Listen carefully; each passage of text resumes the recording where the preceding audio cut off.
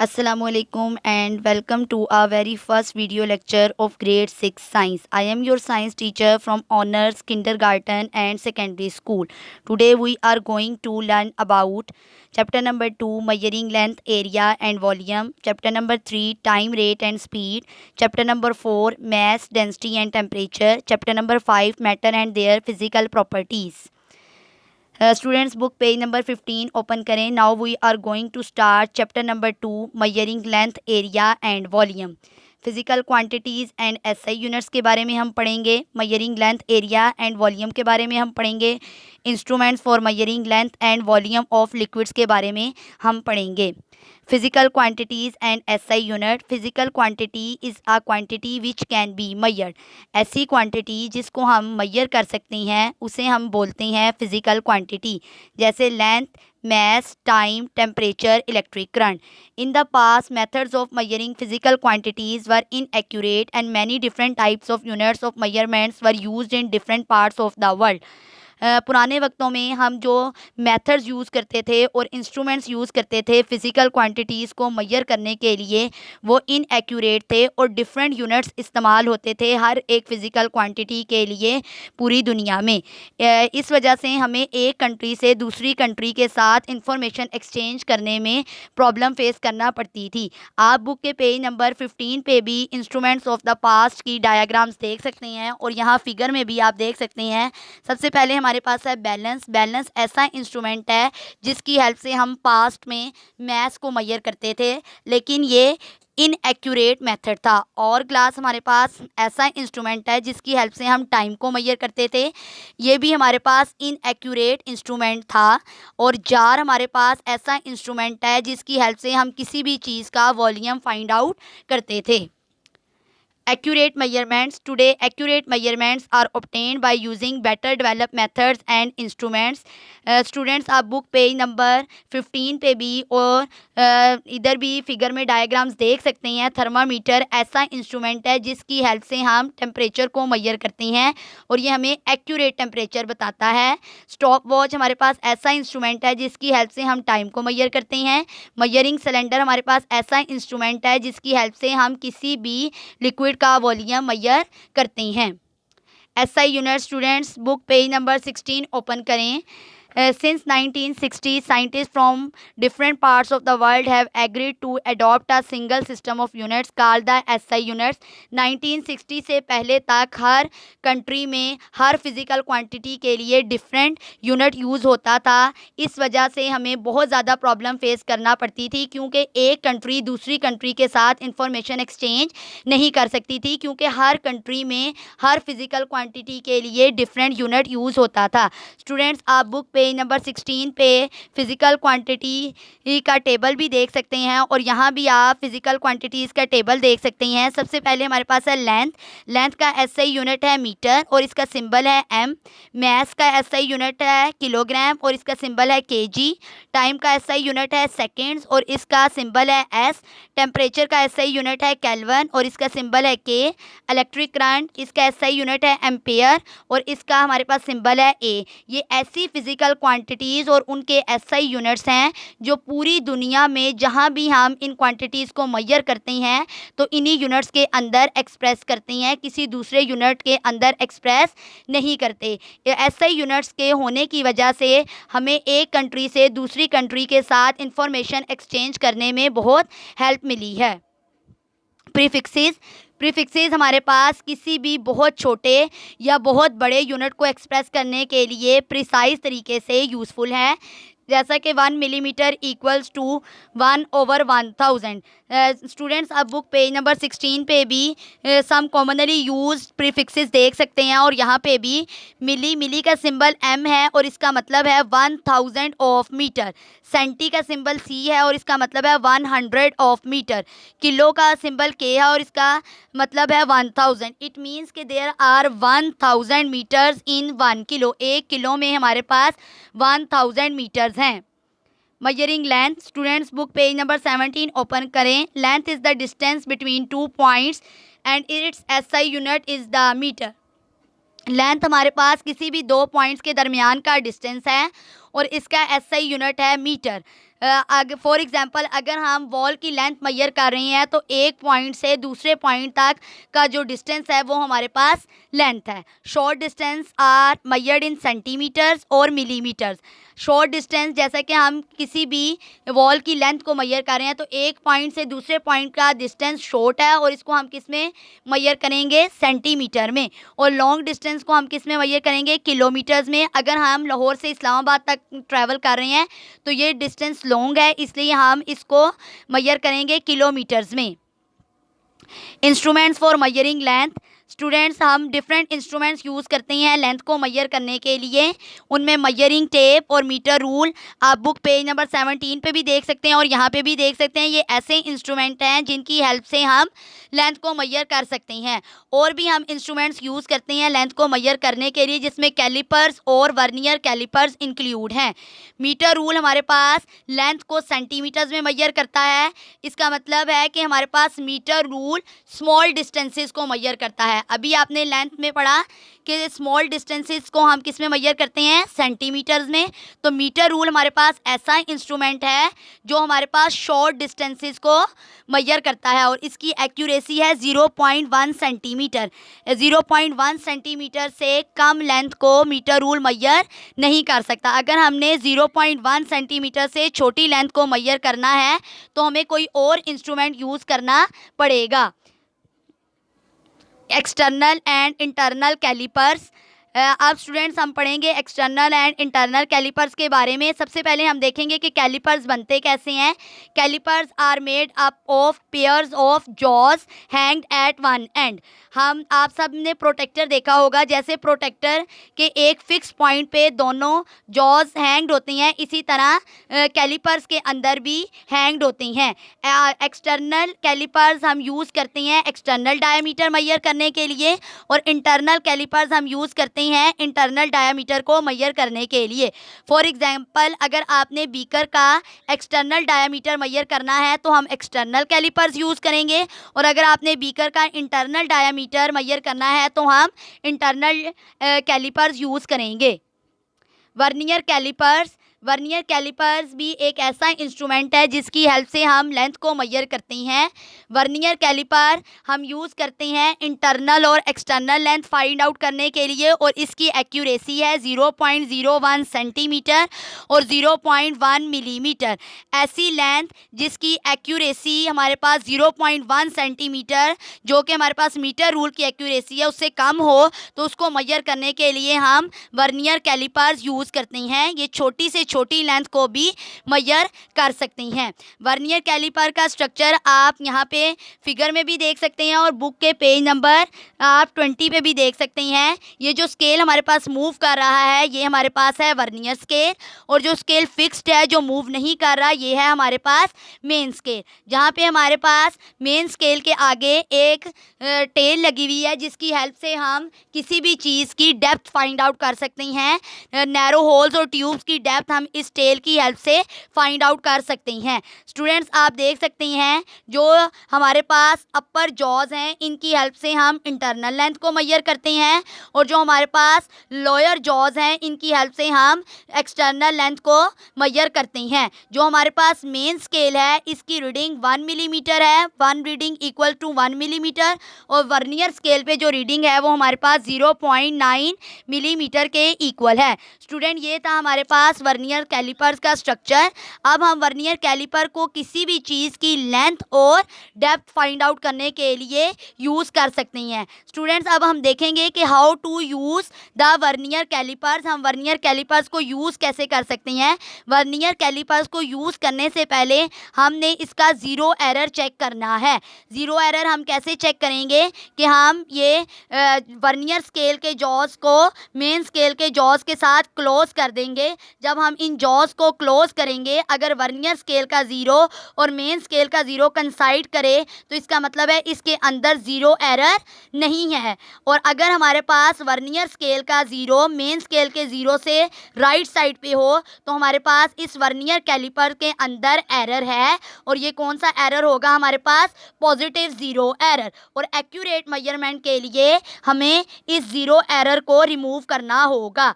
और अगर हमारे पास वर्नियर स्केल का ज़ीरो मेन स्केल के ज़ीरो से लेफ्ट पे हो तो इट मीन्स के इसके अंदर एरर है। और कौन सा एरर है हमारे पास? नेगेटिव एरर है। Measuring area. Area is a measure of the extent of a surface.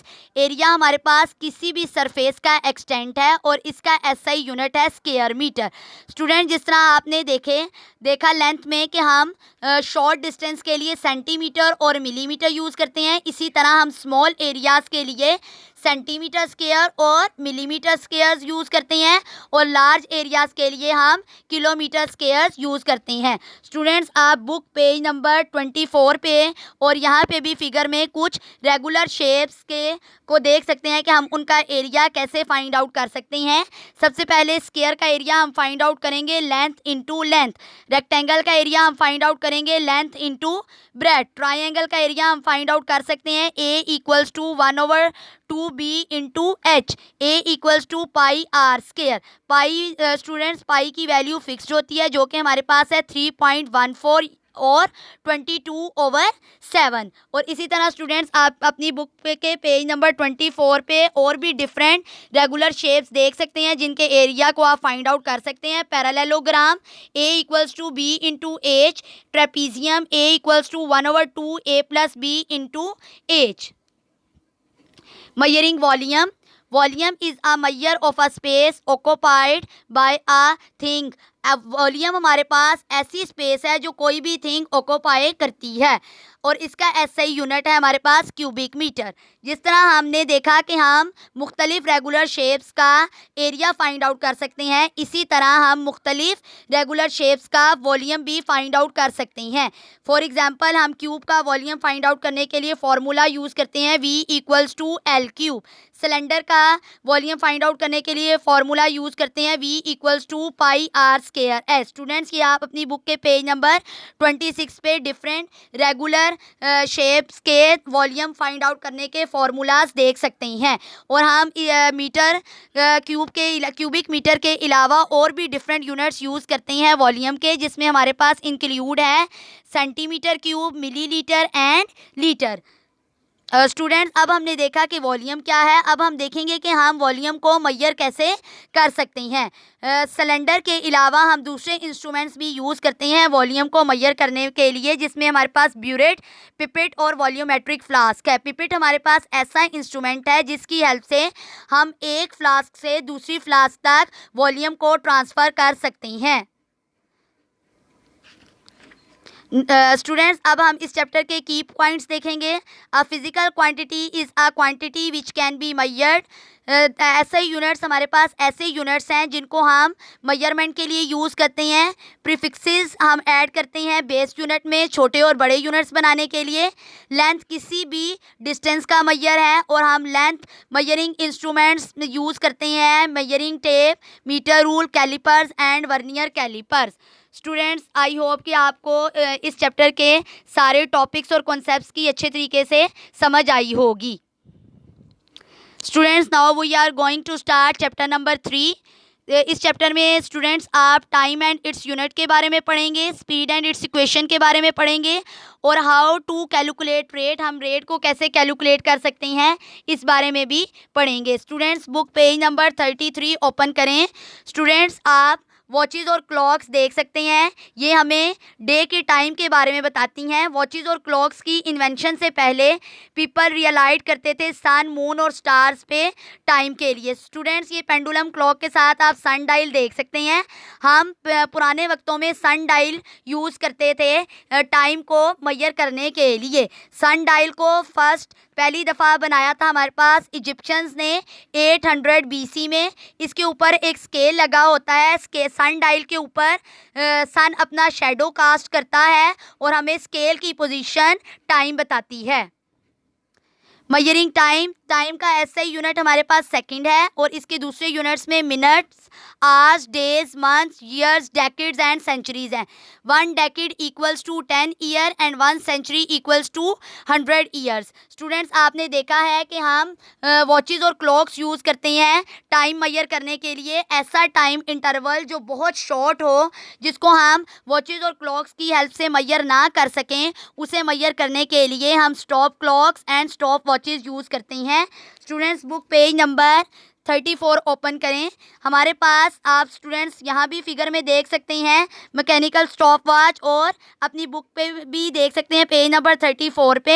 हमारे पास 2 टाइप्स की स्टॉप वॉच हैं। एक हमारे पास है इलेक्ट्रॉनिक और दूसरी हमारे पास है मैकेनिकल। इलेक्ट्रॉनिक और मैकेनिकल स्टॉप वॉच हम यूज़ करते हैं शॉर्ट टाइम इंटरवल्स को मेजर करने के लिए। लीस्ट काउंट हमारे पास मैकेनिकल स्टॉप वॉच का है 0.1 सेकेंड और इलेक्ट्रॉनिक का है 0.01 सेकेंड। इट मीन्स कि अगर हमारे पास कोई बहुत छोटा टाइम इंटरवल है जिसको मैकेनिकल स्टॉप वॉच भी मेजर नहीं कर सकती, तो उसको हम इलेक्ट्रॉनिक स्टॉप वॉच से मेजर कर सकते हैं, क्योंकि इलेक्ट्रॉनिक स्टॉप वॉच छोटे से छोटे टाइम इंटरवल को भी मेजर कर सकती है। Rate student, book page number 36 open करें। Rate is a ratio between 2 quantities. Rate हमारे पास किसी भी 2 क्वांटिटीज़ के दरमियान रेशो है। ये हमें बताता है कि एक क्वांटिटी किस तरह दूसरी क्वांटिटी में चेंज होती है। For example, rate of petrol consumption और rate of volume flow. Rate of petrol consumption हम कैसे फाइंड आउट कर सकते हैं? Distance travelled over amount of petrol use. Students, for example, अगर हम यहाँ से लाहौर से फैसलाबाद जा रहे हैं तो हमारे पास जो टोटल डिस्टेंस है वो हमारे पास है 500 किलोमीटर, और जो हमारे पास अमाउंट ऑफ पेट्रोल यूज हुई है वो हमारे पास कितनी है? 10 लीटर। तो हमारे पास जो रेट ऑफ पेट्रोल कंजप्शन होगा वो कितना आ जाएगा? हमारे पास 50 किलोमीटर पर लीटर। और इसी तरह स्टूडेंट्स, हम रेट ऑफ वॉल्यूम फ्लो भी फाइंड आउट कर सकते हैं। वॉल्यूम ऑफ लिक्विड और गैस और time taken to flow out liquid और गैस। फॉर एग्जांपल, हमारे पास एक टैप के अंदर से वाटर आ रहा है और वो हमारे पास 5 मिनट कंप्लीट करता है 400 सेंटीमीटर क्यूब फिल होने तक। तो हमारे पास वॉल्यूम ऑफ वाटर है 400 सेंटीमीटर क्यूब और टाइम है 5 मिनट। तो हमारे पास रेट ऑफ वाटर फ्लो कितना होगा? 80 सेंटीमीटर क्यूब पर मिनट।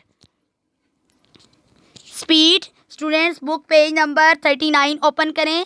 स्पीड हमारे पास है rate of change of distance with time, और हमारे पास जो फास्ट मूविंग ऑब्जेक्ट्स हैं उनकी स्पीड ज़्यादा होती है और स्लो मूविंग ऑब्जेक्ट्स की स्पीड कम होती है। स्पीड का हमारे पास यूनिट है स्टूडेंट, हमारे पास स्पीड इक्वल होती है distance travelled over time taken. Distance का यूनिट हमारे पास होता है मीटर और टाइम का हमारे पास यूनिट होता है सेकेंड। इस तरह स्पीड का हमारे पास यूनिट होगा metre per second. Average speed student हमारे पास इक्वल होती है total distance travelled divided by the total time taken to travel that distance. Speed equation student, speed equals to distance over time. इस equation की help से students हम time, distance और speed तीनों चीज़ों को फाइंड आउट कर सकते हैं। Time equals to distance over time और distance equals to speed into volume. Students, अब हम इस चैप्टर के की पॉइंट्स देखेंगे। The SI unit for time is second. Clock and watches are commonly use for measuring time. Short time intervals को measure करने के लिए हम स्टॉप क्लॉक और स्टॉप वॉचेज यूज़ करते हैं। रेट कंपैरिजन है 2 क्वांटिटीज़ के दरमियान का। Speed is the rate of change of distance with time. Speed equation, speed equals to distance over time is commonly use in calculations involving speed. Students, I hope आपको इस chapter के सारे topics और concepts अच्छे तरीके से समझ आए होंगे। Now students, we are going to start chapter number 4. Students, इस चैप्टर में आप what is mass, density and its units, how to measure temperature के बारे में पढ़ेंगे। Students, book page number 45 open करें। The mass of an object is the measure of the amount of matter in it. किसी भी चीज़ के अंदर जितना भी मैटर होता है वो उस ऑब्जेक्ट का मैस होता है। The SI unit for mass is the kilogram. SI unit है हमारे पास मैस का किलोग्राम। हम स्टूडेंट्स, आप ये फिगर में भी देख सकते हैं और अपनी बुक बुक पेज नंबर 45 पे भी देख सकते हैं। A copy of the original kilogram prototype. Original kilogram prototype हमारे पास एक मेटल का सिलेंडर होता है जो प्लेटिनियम और इरेडियम का बना होता है और इसको फ्रांस में रखा गया है। सिंगापुर में इसकी एक कॉपी है जिसको हम एज अ रेफरेंस यूज़ करते हैं कंपैरिजन के लिए। स्टूडेंट्स, हम मैथ्स को टन्स में, ग्राम्स में और मिलीग्राम्स में यूज़ कर सकते हैं। जैसे हमारे पास बहुत हैवी मैथ्स हो, फॉर एग्जांपल एलिफेंट, तो इसके मैथ्स को हम मेजर करेंगे टन्स में। जैसा कि एन एलिफेंट में वे अबाउट 4 टन्स। और हमारे पास जैसे कि एप्पल है, एप्पल के मैथ्स को हम मेजर करेंगे ग्राम में। An apple has a mass of about 40 gram. अगर हमारे पास ग्रेन्स ऑफ शुगर्स हैं या ग्रेन्स ऑफ राइस हैं तो उनका मैथ हम मेजर करेंगे मिलीग्राम में। Measuring masses, we use a balance to measure masses. Student, हम मैथ्स को मेजर करने के लिए बैलेंस यूज़ करते हैं। पेज नंबर 46 पे स्टूडेंट्स आप देख सकते हैं हमारे पास बीम बैलेंस यूज़ होता है जो हमें एक्यूरेट मेजरमेंट देता है। इलेक्ट्रॉनिक बैलेंस ज़्यादा पॉपुलर है और फास्ट है क्योंकि इसे यूज़ करना भी इजी है और इसकी डिजिटल रीडिंग को भी रीड करना इजी है। स्टूडेंट, मैथ्स और वेट दो अलग चीज़ें हैं। मैथ्स हमारे पास लोकेशन के साथ चेंज नहीं होता, लेकिन वेट हमारे पास ऐसी क्वांटिटी है जो लोकेशन के साथ चेंज होती रहती है। डेंसिटी, स्टूडेंट, अब हम देखेंगे डेंसिटी क्या है। विच इज़ हैवियर, आयरन और वुड। स्टूडेंट्स, फॉर एग्जांपल हमारे पास आयरन और वुड है। आयरन और वुड का वॉल्यूम सेम है लेकिन मैस आयरन का ज़्यादा है और वुड का कम है, तो डेंसिटी हमारे पास किसकी ज़्यादा होगी, आयरन की। क्यों? क्योंकि हमारे पास डेंसिटी डायरेक्टली प्रोपोर्शनल है मैस के और इन्वर्सली प्रोपोर्शनल है वॉल्यूम के। वॉल्यूम दोनों का सेम है लेकिन मैसेस डिफरेंट है। हमारे पास आयरन का मैस ज़्यादा है जिसकी वजह से इसकी डेंसिटी ज़्यादा होगी और हमारे पास वुड का मैस कम है, इस वजह से इसकी डेंसिटी भी कम होगी।